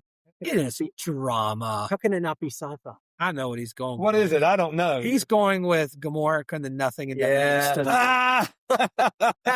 we can pick our own picks. I knew it. Argue that's not it's sci-fi. A drama. It's completely fiction. All right, make your case. Okay, you go outside. Dramas can be fiction. Point to me in this real world where there is a frickin' nothing that is an evil being. Doesn't exist. The nothing is all around. The Gamorra exists. Gamorra is a stupid fox or wolf or something. I don't care about him. The nothing is brilliant, man. These look like this. What is it? The hands. It's the nothing. It's the nothing. You can't even define it. It's so awesome. It's so awesome. It's called The Nothing. Michael, your comments. I have no. Which on record, Unbelievable. this movie is in my cafe. I absolutely adore this movie. I have a little bit of Is that the reservation. never-ending story? Yes, Okay. I have reservation of putting it in sci-fi. Do me a favor. Continue to defend. Go grab the VHS tape, Michael. I'm going to see if it says sci-fi. Which Go part ahead. of this is not science It's on the very end. or fiction? It's fiction. It's fiction, but it's also science, right? I mean, you got this. Well, because but it's present. It's not future. It's almost fantasy. Where does fantasy? Did we? Yeah. So is that a category we should have looked? Fantasy is closer to science fiction than it is to drama. Okay. The man literally has a collection. This drama is called. Oh no, it does not. No, say is that that. what it said? Okay. All right. Go back in I'm going to let time you. and we go have to it. Blockbuster. I'm going to let You're you not going have to it. find that in the drama section. That's with like tears from wherever. That's drama. That's drama. I mean, you've got Sphinx in this movie. You've got Here's where I'm giving it to you. Wolfgang Peterson directed this, by the way, very famous director. In this dazzling, most expensive European production ever is a superstar team of technical tinkers and magicians who bring back Asia's dream world in the most delightful assortment of fantastic creatures ever. Yeah, that is 100% science fiction. All right. There's That quote alone, you win it on that one. Okay. All right. So we're going with the nothing because it is. Now, the problem I have with this, we're not picking the movie. The nothing was like That's true. clouds and full of But- literally nothing. But what was badass about it is when the nothing was taken over and it was just wiping shit off the earth, right? I mean, it just comes To me, that was like a hurricane. well, a hurricane, you're left with debris. I mean, this took everything. It took rocks, And what did it leave? trees. It left nothing. Just nothing but black space. I mean, Okay. You're tired. All right. tiebreaker. The movie, The Never-Ending Story, is an epic fantasy that also falls under the genre of adventure, drama, or family. But epic fantasy is it's not enough to move it Epic into. fantasy. Yeah, I just See? looked at it. I'm sorry. No, don't be sorry. I'm gonna give it to him. I'm gonna vote to give it. You're voting him. Okay, Oh, yeah, 2 to I'm 1. voting. All right, I'll lose. I the feel vote. bad for taking his revenge. Anyway, Good God. It qualifies. You hate it. It's Yeah. killing everything. It's badass. Wipes everything off. Here's the only way I'll allow it. You have to be on the Never Ending Pod. Deal? Yeah. You should have no trouble. You love Oh, this I do. movie. All right. You need me on But- that. You want me in the line. Michael's not a fan of the movie. I'm not. So I need somebody to get along. Okay, good. All right. You made your promise. You're going to be on the Never Ending Story Pod. All right. Okay. It is a great choice though. And also a great movie. So yeah, the Gomorrah is definitely one that is a little scary and it's really more to frighten the kids a little bit. But yeah. It's a fake looking. It's a fake looking wolf. Yeah. Okay. And then he dies pretty abruptly. So yeah. He's Okay. not badass. Right. Nothing is. But No, nothing yeah, bad. yes. You can't kill them. Okay. All right. I go, right? And it's horror.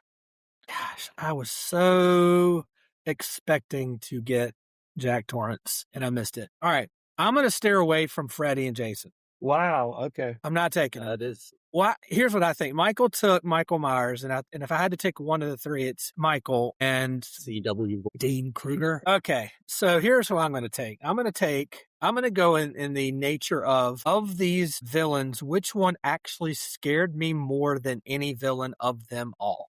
Would that be a good way to define my choice? Yeah, I guess. Okay. I would love to take, first of all, The Lost Boys is in my cafe. I love Kiefer Sutherland in that movie. I wish he were in it more.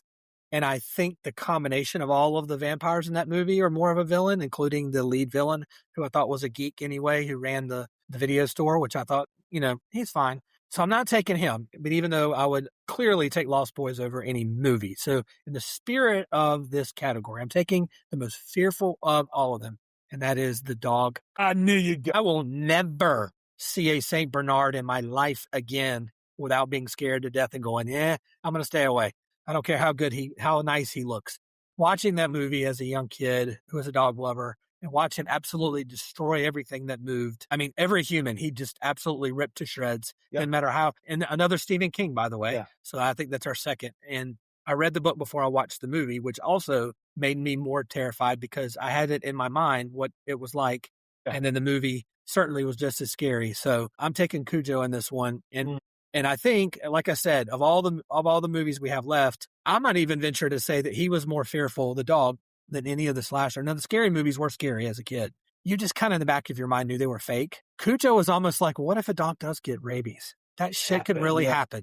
And that's actually more fearful than anything else. Well, If it you say to makes- yourself, it could happen. It makes ghost stories more, I mean, and because think of the number of times somebody says a ghost story, it's like, okay, guys, this actually happened. Yeah. Well, why do they say that? Right. Because if there is a possibility that it can. Which is why I would throw Freddy out the window, because he was more Uh-huh. entertaining. And I didn't really, you just knew in your sleep Yeah. that wasn't happening. Jason and Michael, could a guy just continue to, kill people left and right? Yeah, sure. But the dog just had, and then how big he was, and just him, like I said, the way he just destroyed everything in his path. I would have taken Jack Torrance 1, but Cujo 2. So there is my final pick in horror as my villain. And Now, Michael the biggest pick It's of the all. final one, and then we'll recount all of our choices so the audience can freshen up there. Okay. Who you got? Well, geez, you've left. What's your last good horror. category? Your last one is horror? I'm not. No, I said you've left me some good Oh, horror ones. Jason and Freddy were obviously. I just don't. I wasn't never much into the franchise of either one of them, so I'm not going to do What that. category? Wild card? I thought it, but this is wild card. Oh, you can go anywhere. I can go anywhere. I thought about going comedy because I would love to do Ed Waffle. Yeah, let's save the ones for the end of our Yeah. misses. But I would love to do that one, but I'm not. are they at least 70 or older? Oh, yeah, Okay. I don't think so. It could be. What tier are they in? This is action. This one is tier 8. Tier A. Or Okay. tier 1A. Yeah, here we go.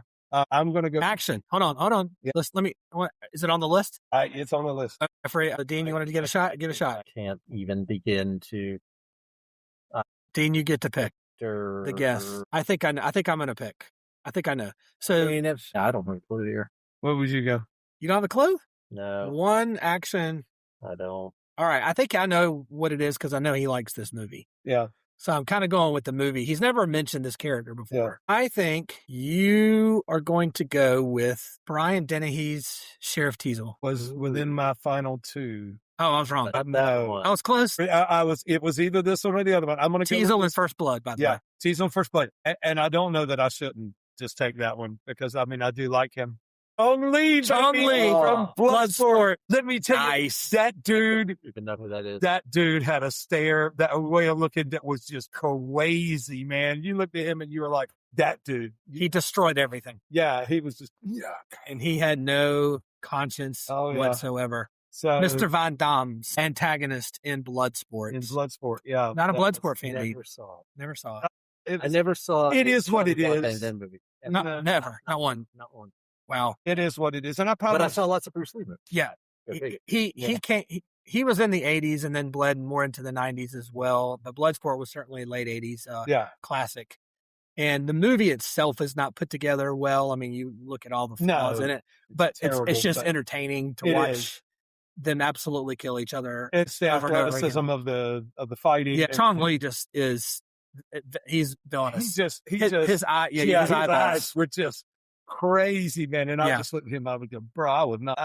And he's actually good spirited to the action genre that we're talking about here. Right. I mean, that's truly action. So, okay, we got a nice blend there. All right, let's do this. Let's recount. Dean, I'm going to start with you. List your villains to the audience. We are going to now decide who we think. What we're going to do is we're going to name our villains, and then we're going to kind of team up on each other and say which one we like beside ourselves. And then I want to hear about some of the misses, some of the ones that we didn't pick that were certainly really close, or the ones that we none of us got, but they were certainly here for the taking if we wanted to. So, Dean, start with you. Give me your I had Drago for action. in action. I had The Nothing and Richard Vernon out of drama. Wild card and your drama. I had The Nothing out of sci-fi. Yes. Actually, I had Johnny Lawerence and Richard Vernon out of drama. Johnny Lawrence. Okay, Johnny Lawrence is in drama. The Nothing out of sci-fi. Comedy, I had Dark Helmet and It's baseball. Jack Torrance. Jack Torrance in The Shining. Okay, great list. Of course. Mike. I had Darth Vader out of Sci-Fi, Huh. which was pretty good. Michael Myers, Horror. I had Revenge of the Nerds, Alpha Betas. Yes. Comedy. Great steal. Yeah. Love it. I had Reverend Shaw, probably one of the eye-opening pictures of the night from drama, from Footloose. And Yes, I Reverend. had Chong Li from Action, from Bloodsport. All right. Hold on, did I get... And then your wild card Wait a minute. I also had Joker and the Joker for for action. Yeah. Okay. Good. So I had Vader, Michael Myers, Joker, Revenge of the Nerds, Betas, the Reverend Shaw, and Chong Li. Good. All right, I'll wrap it up here. I had Clubber Lang in action for Rocky 3. As my wild card, I had Hans Gruber for Die Hard. In drama, I had the one Alex Forrest in Fatal Attraction by Glenn Close. In comedy, I had Jeffrey Jones's portrayal of Edward Rooney, Dean of Students, in Ferris Bueller's Day Off. In horror, I had the dog, Cujo. And then in sci-fi, I had Arnold Schwarzenegger's The Terminator. And there is our list. Okay, Michael, which list you like better besides your own? You take Dean's list or you take C-Dub's list? What you got? Be truthful. It's very difficult.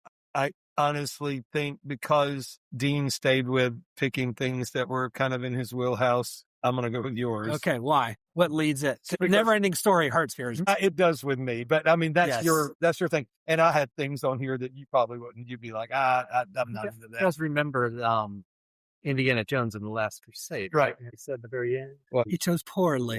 Probably did. I did. A whole sitcom track was poorly chosen. But then he followed that up 5 minutes later with what? He chose wisely. But it's going to be when you answer. I think Cujo's memorable. Yes, for that right reason. Clubber Lang, you probably had me there. Yeah, I'm just a big Clubber fan, and so that I don't know. Alex Forrest is a good. I could take her or leave her, but I mean, as far as that was concerned, but I'm not a. She could leave you too. Fairly kill you. I understand she's a jerk in real life. I mean, to work with, and so she started the whole thing. And I was just like, wow. And you made fun of me because John Amos got mad at me. Apparently you haven't. This again. Apparently you haven't gotten over that. And Ferris Bueller, I guess it's not my top tier one kind of. Speaking of taking away his, it's coming. But I like some of your So, and especially Terminator. That's Terminator and Clubber are probably two reasons to vote for yours. All right, for me. I mean, I'm probably, it's actually really close, but I'm probably having as much as it's going to hurt me. I'm going with Dean for one freaking reason. It's because he literally stole 2 of mine from under my feet. He actually took. What did he steal? He took Torrance. Okay. Which I really wanted that one. And what was the other one that he took before I could take it? I'm trying to go back. I have mine shaded here, but not his. And he has a Safe Ferris T-shirt on today. Oh, and then he took Johnny Lawrence from me. That was my first choice. I knew. So yeah, I thought so. So those were 2 that were really I kind of had circled, and I think the Torrance one hurt me the most because there are plenty of drama ones that I didn't mind taking after Lawerence, but taking Torrance, man, that's a true horror part of that. If you would have had Terminator, Torrance, and Clubber Lang, I know that would have been an impressive. Well, we're going to talk about misses because there's one I cannot believe we didn't take. I'm really shocked. Okay. So, all right, it's down to you, Dean. In general, I think I like your picks as a whole. But he took the alpha betas. Instant win. It's like the gold card. I'm going Michael. Yes. That one anchor pick. Oh my goodness. Hell with the nerds. I get so sick of. Why is it every time we do a pod we got to reference this? I stick in the movie. But y'all can do the pod. I'll just go off. Y'all can guess that shit. Yeah. Okay. Well, we all had a vote. How about that? So now, guess what? That means the audience is going to have to decide. So when you see the poll on the podcast, please make sure you take a vote and make sure you vote for me. No. So let's talk about a couple of misses. Let's start with action. Are you surprised one action on our list was not mentioned? So we took Chong Li from Bloodsport, Clubber Lang from Rocky 3, Ivan Drago from Rocky 4, and Hans Gruber in Die Hard, and the Joker in Batman. What's the one that you're kind of like, wow, I'm pretty shocked it wasn't taken? Or does it really, everything seems to be, I'm good with that. You're good with the whole, with the other ones just weren't a big deal. Okay. I have one. I really consider Brad Wesley. I don't think you guys are Roadhouse fans like I am. I saw that for the first time this year. Because of the new one? Because you told me. Oh, okay. Yeah. He does what I tell him. Well, he's doing more what you actually to be fair, I liked it. It was a good movie. But I don't know. Remember how we talked about categories? He is the one of the few in this list that you absolutely hate the asshole so bad. Yeah. He's so hateful. Yeah. He's so hateful. You're so glad he gets absolutely obliterated with a shotgun in that movie. But he actually is really good within the movie. You don't see him once, and then at the end, he's kind of scattered and picketed throughout the entire movie. So I love Brad Wesley. I love Roadhouse. I'm surprised. Lex Luthor didn't make it. Yeah, I Superman mean, 2 or General you know, Zod. we on our list, we had General Zod and Lex Luthor combined at Superman 2. I think the I thought problem, you'd go for that. I love the movie. I think I just love the movie more than I love the villains. I mean, first of all, if you have to think about the villains, it's actually 4 of them when you count all 3 of them. Ursa, and I can't remember the guy that doesn't speak. And then you got General Zod and you have Lex Luthor. I didn't come to realization after reading some research about Superman 2 that all of the scenes in Superman 2 actually came from the original. They filmed both movies almost simultaneously. And Gene Hackman was so mad that they had switched directors from Richard Donner to Lester that he refused to go back into the movie and do any other extra roles, extra scenes. So all the scenes come from Superman 1 and 2 pictured as one major motion picture. And so you don't see a whole lot of Hackman in 2. Very little. So that's kind of why I threw him out on that one. But he was on the list. You know, he was there. But I do think Wesley was a good choice. And that's another reason why Gary Busey and Lethal Weapon, I love Mr. Joshua, but he's in it so little. But of course, he's in the very climactic scene at the end where he and Mel Gibson go at it. But okay, but I think you're right. I think we picked the top ones. Both Rockies. We picked The Die Hard, one of the best movies ever. We picked the best comic movie of the '80s in The Joker, and one of the best actors of all time. I thought we did a good job. How about Victor Maitland? Thought about it? No. Nope. I mean, I love Beverly Hills Cop. I just didn't think it's all Eddie. Memorable enough. Yeah, he's the one. All right, drama. I did separate John Kreese. Yeah. Should I not done that? Could we have? But he was. That's the one I noticed as a miss. But he only missed because God, you hated him. Same reason why I hated Lawerence. He was more hated. He was so little though. Yeah, and it's so little. But still fantastic. Right. I thought Iceman from Top Gun might get. Well, so when I wouldn't have considered him I really struggle with this because when I talk in the preview of this show, so this thinking about this movie got me thinking about Tom Cruise, and I went down this rabbit hole where from Risky Business all the way to Jerry Maguire, there are very few movies where I'll take one, Days of Thunder. But with the exception of Days of Thunder, almost every movie Tom Cruise does in the 80s and early 90s, he is his own worst enemy. He is the antagonist. So you take this movie, for example, Top Gun. Who is really the antagonist? They're fighting somebody that we don't know, actually, which we assume is the Russians, right? Right. But who is the actual person he's going up against? His own teammate, his own guy? He's the only one who's really struggling. But actually, I think it's really more Cruise himself. I think he's both protagonist and antagonist. But if you had to pick one, I think it's Iceman. So I put him in there. And I think one reason why we probably didn't pick him is because he really isn't as much of an antagonist as maybe we perceive him to be. It was really more of a forced to kind of do cocktail. Who's the antagonist? It's not Brian Brown's role, the other bartender. He's one of his best buddies in most of the movie. It's Tom Cruise is fighting himself. In almost every movie you go through, it seems to be the same way for about the 10 or 15 year window. So yeah, you're right. I think we did a good job about not picking Top Gun's antagonists because it's really hard to pick. I am surprised Gordon Gecko. I'm very surprised about that one. He was on my short list, and he makes one of those enemies that I like. He was similar to Gruber to me, slick as hell. He's not killing people left and right. You know, he's not torturing anyone, but he's certainly the antagonist to Charlie Sheen's role. And Greed is good. He makes that movie to me more so than Sheen does. So I thought he was a good antagonist. Any other ones for you guys that were not listed? No? Okay. The other one I'll shout out to was Gene Hackman's Secretary Bryce and No Way Out. I don't know if you guys like that movie as much as I do. Incredible drama thriller with Kevin Costner. And Hackman, total asshole in that movie, kills a woman at the beginning, hides everything, and it's great. We got to do that movie on the pod at some point. How about comedy? That's a loaded list. Yeah, I would have gone, like I said, ironically, El Guapo, because I love Three Amigos. And he doesn't, he's not in it enough. He's not. He's so that's funny. The only thing. That's why he's I didn't. So but he is. That's the. And he's so clueless, kind of. But that whole movie, we're doing that movie at some point. I mean, it will be. But El Guapo is, I think the idea of, might be is just funnier than just the acting. Oh, yeah. Jaime here is my El Guapo. Okay. Any other ones? You had Ludwig as a potential. His potential. Yeah. That was good. And the Trading Places guys, I don't really hate them. They were good, but I don't know. As the antagonist, they didn't bother me. The Fratellis and Goonies, they're all famous actresses of the three. I thought they were good. I think the movie kind of overshadowed the three of them. How about Chet Donnelly and Weird Science? This is a one that I hated Yeah. the big brother, He was a great character. Paxton. God, he was an asshole. Yeah, he was great. Ah. He was good, and I hated him too. Oh. Yeah. Okay, let's move on to horror then. I mean, Short list. outside of Freddy and Jason. Yeah. I was surprised Okay. they didn't get picked up by one. But So sci-fi, there's one that I'm like really shocked we didn't get it. I know you Predator. It's big. Predator. No, it's Biff. Biff Tannen. I just don't get what. Dude, I gonna- I love was gonna Thomas. take it, That was my second choice. But I liked the nothing. So, Biff Tannen. God, he's good. yeah, he was good. He was good. He's good. He's good in all three. And they all three are in the 80s, so they all count. Yeah.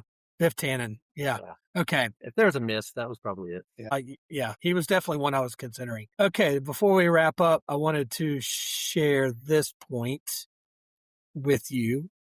AFI, which is a very predominant company that really rates movies and directors and actors and quotes even. You can even go down the list and find the greatest quotes of all time of movies. But in the 20th century, they named the top 50 villains of the century. And of them, he guessed all of the ones on the list. Every single one. And I didn't tell you guys this, right? Yeah. And I purposely didn't put one because I wanted, these were my true ones. But 1, 2, 3, there were 6 that we chose. So we chose what? 18 together, I think. They had Reverend So- Shaw on that list. They did not. Okay. They only had 6 Oh, of the 18. But he was probably number 7. He was 6. There have been It had another one 6. 88, I think was his ranking. All right. So you get to, I want to see if you guys can guess which 6 of our 18 top 50 villains of the 20th century. Darth Vader. Darth Vader. He was number 3 Yeah. 3. all time Okay. in the 20th century, by the way. Michael Myers. Incorrect. No, I'm just reading my. I know. I just be very vigilant. Which ones do you think actually made? So let me tell you the numbers. You picked 3. Had to have one. Had to be. 7th, 22nd, 25th, 45th, and 46 out of 50. We named, and there wasn't one we didn't name, by the way, too. We hit all of the ones on the list. Mhm. There were a couple that we didn't have on our list that I knew we were not going to guess. I just thought they were really poor choices. But Terminator was 22nd. Good job. All right, that's 2. The Joker. Yeah. Clubber Lane. Incorrect, which surprises me. Surprises me. Top Yeah. 50, I would have nailed him. I wouldn't have thought Drago's on there. But No Drago. No. Didn't have enough language. No Alex Forrest. 7th. Seriously? Oh my God. I wouldn't know. There was my number 1. What am I? Jack Torrance. 25th. So that's 5 to 6. We're missing one more. You Uh, bastards, you better get this. I don't know. I'm trying to remember who we picked here. It was probably the nothing. He's in the cafe somewhere or the movie. Wouldn't be Richard Vernon, would it? No. I can't. Good call, though. I like that. I don't know. But in the suspense. I mean, I want to say Johnny Lawerence, but it can't. Hans Gruber. Hans Gruber. Hans Gruber. Okay. Yeah. All right. So of those 6, let's see. Michael, you took Vader. I took Forrest. I took Terminator. You took Torrance. Who took Joker? I did. So is that 2 for you? Yeah. 2 for me. I have Gruber, Terminator. I have 3. Yep. Forrest, Terminator, Gruber. Yeah. See, y'all connected to the industry. 3, 2, 3, 2, 1. That tells you who won the list. To the industry. I am a man of the people. I represent the views of the people. You all are up here in Hollywood. Oh my God. I'm sure the people are talking about nothing as we speak. Man, should have had. And that nothing. It's such a cool concept. It is. You're right. My God. Okay. Okay. All right. Well, we ended it there. I just thought I'd show you guys AFI. I think it's kind of the same way we do. We had 6 out of the 18. You know, that's okay. All right. It was a pleasure, gentlemen. We had a good time. The drafts are always fun. I enjoy them as the most for me with the podcast because we get to laugh at each other, make fun of each other, but also talk about a bunch of 80s movies, songs, etc. So we'll be back here shortly. The cafe doors are about to close. Gentlemen, thank y'all so much. I'd appreciate it. We had a good time. Hope y'all had a good time too. Take care, fans. We'll see you soon.